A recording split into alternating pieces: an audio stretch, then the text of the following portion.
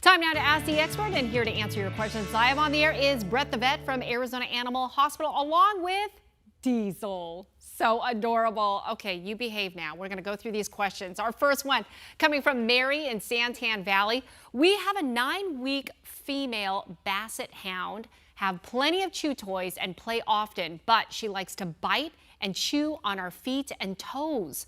What can you recommend to get Lulu to stop this behavior? I can relate with my Sunny Lou Rose. Well, hey, Mary, great breed.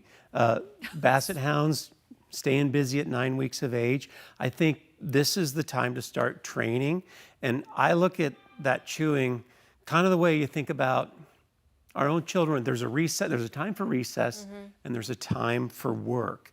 I put the collar and leash on in the house, and when we start to get too excited and aggressive and playful, those bites, you start to see those wounds all over your hands, your feet. Yeah, they hurt. That leash you put on and you give a little tug and say, no, no, no. And you're consistent and repetitive with that every time we head for the feet or toes. Yes. And you can teach that dog that that's inappropriate behavior. Okay, I wish I knew that when I just got my puppy. All right, Yeah. Great advice. Okay, Sandra from Buckeye says, I have a year-old poodle rescue who loves to bite. It does not hurt. How can I stop this behavior? Oh, this is kind of similar to what we just answered. Similar, one's a puppy behavior where they're just playful and thinking they don't know that they're doing any wrong. This dog, it sounds like a rescue. So sometimes you don't have a good history with them. They might have been in a neglectful environment. They're fearful. They require, you've heard me say this, remedial training. The leash and the collar, very clear expectations that no, this behavior is not appropriate. It's almost like a military school for the dog to really understand what good and bad is. And also if you can find the underlying cause for the fear, you can start working through that.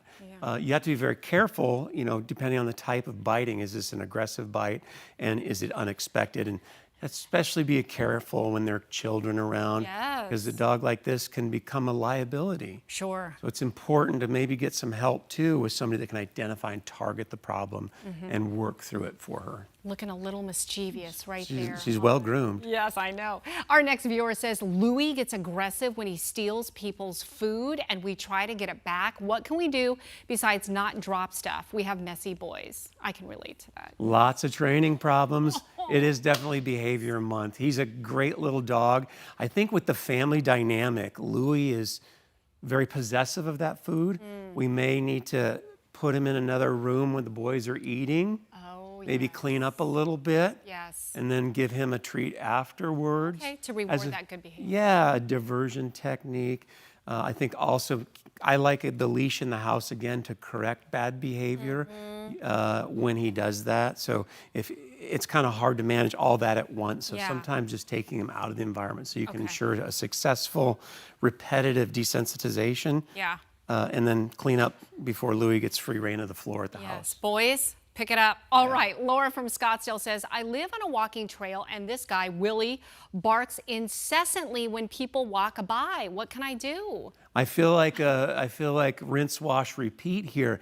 The leash training, which we talked a little bit about just for basic obedience, but there's some advanced leash training techniques, which we've already covered today. When he's barking, a quick correction, no.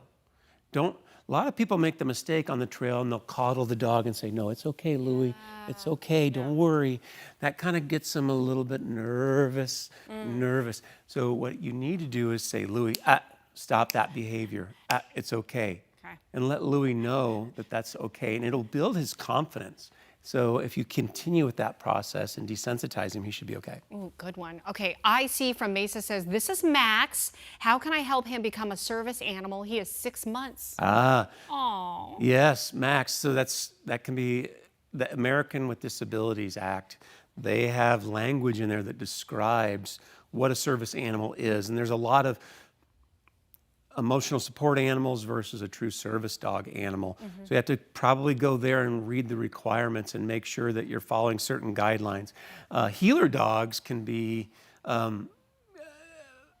they're working dogs, and you don't see as many of those as you would like a Yeah, golden retriever. So right. it takes a lot of training to ensure that he can pass those tests too. Okay. But start at the American with Disabilities Acts and see what options are available Yeah, look through all those details. under the service dog. Okay, so we're going to do something different this time with you, Brett. We get so many questions from our viewers, so we're going to cut Brett loose. He's going to go back in the booth and answer your text questions just for 10 minutes. Don't keep him long. He's got stuff to do tonight, plus dinner.